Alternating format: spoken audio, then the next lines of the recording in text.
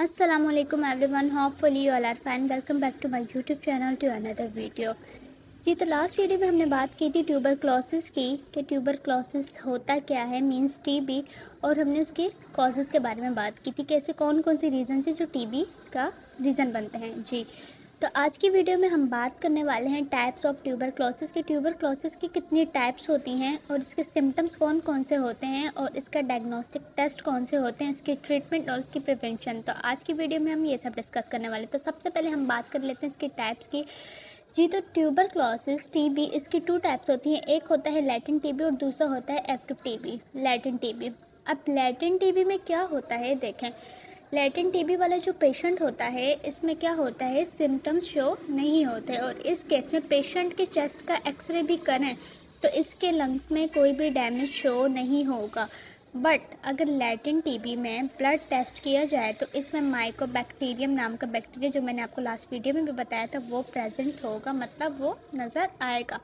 तो मतलब पेशेंट को लैटेंट टीबी है। तो लेकिन जो लैटेंट टीबी है वो क्या इतना सीरियस नहीं होता और इसमें अगर टाइम पर ही एंटीबायोटिक से ट्रीटमेंट ले ली जाए तो इसको जल्दी रिकवर कर लिया जाता है। ठीक है, अब जो दूसरी टाइप है वो है एक्टिव टीबी। ठीक है, तो पढ़ते हैं an individual with TB disease में experience a cough that produce fever, fatty chills, and a loss of appetite and weight. Symptoms typically warns over time, but they can also go away and return.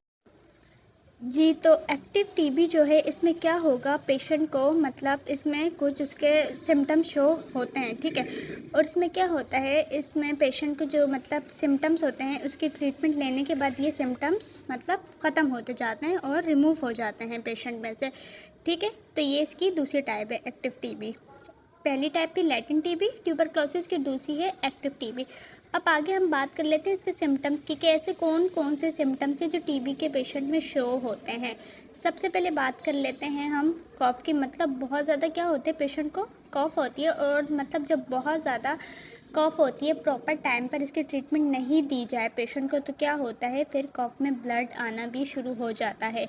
दूसरा, chest में जब बहुत ज़्यादा खांसी होगी, blood आ रहा है, तो क्या होगा, जाहिर सी बात है चेस्ट पेन होने लगेगा, वीकनेस कमज़ोरी हो जाती है, फैटिकनेस हो जाती है, वेट लॉस हो जाता है, पेशेंट को फीवर रहता है और नाइट में स्वेटिंग होती है पेशेंट को। तो ये इसके कॉमन सिम्टम्स हैं टीबी के। आगे हम बात करते हैं इसके डायग्नोस्टिक टेस्ट की। अच्छा, तो मैं आपको बताऊं जो इसके डायग्नोस्टिक टेस्ट हैं टीबी के, इसकी भी क्या 2 काइंड्स होती हैं। एक होता है टीएसटी और दूसरा होता है टीबीटी। एक मतलब टीबी स्किन टेस्ट जिसको टीएसटी कहा जाता है और दूसरा होता है टीबी ब्लड टेस्ट। ठीक है, अब इसमें क्या होता है, सबसे पहले हम बात कर लेते हैं टीएसटी की। ठीक है, तो अब टीएसटी में क्या होता है, इसमें स्मॉल अमाउंट में टीबी प्रोटीन जिसको एंटीजेंस कहा जाता है, ये क्या पेशेंट की स्किन के ऊपर की लेयर में मतलब डाला जाता है, इंजेक्ट किया जाता है। तो क्या होता है, जो इंजेक्टेड एरिया होता है उसमें क्या बम्प आ जाएगा। ठीक है, विदिन 2 to 3 डेज।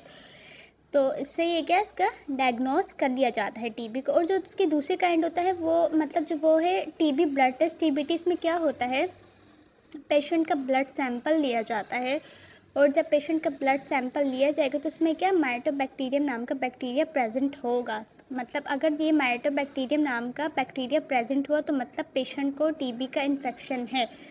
अब इसकी ट्रीटमेंट कैसे ली जाए, इसकी ट्रीटमेंट की बात कर लेते हैं। देखें, TB disease is treated with antibiotics.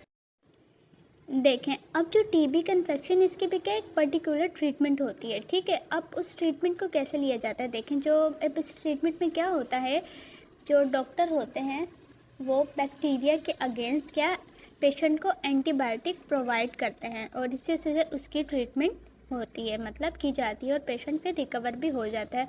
Last हम बात कर लेते हैं इसकी प्रिवेंशन की। मतलब अगर इस बीमारी से दूर रहना है तो ऐसी कौन सी प्रिकॉशंस हैं जो पेशेंट जो नॉर्मल पर्सन को लेनी चाहिए, पेशेंट से मतलब दूर रहना चाहिए ताकि उस तक ये इन्फेक्शन ना फैले।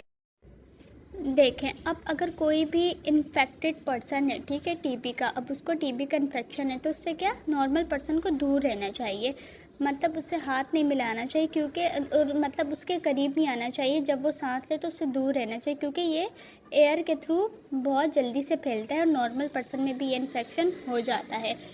तो जब अगर कांटेक्ट करना भी है इन्फेक्टेड पर्सन से तो क्या करना चाहिए, नॉर्मल पर्सन को मास्क पहनना चाहिए, अपने मतलब मुंह को कवर करना चाहिए ताकि उस तक ये इन्फेक्शन ना फैले। तो उम्मीद करती हूँ आपको मेरी आज की वीडियो बहुत अच्छे से समझ आई होगी।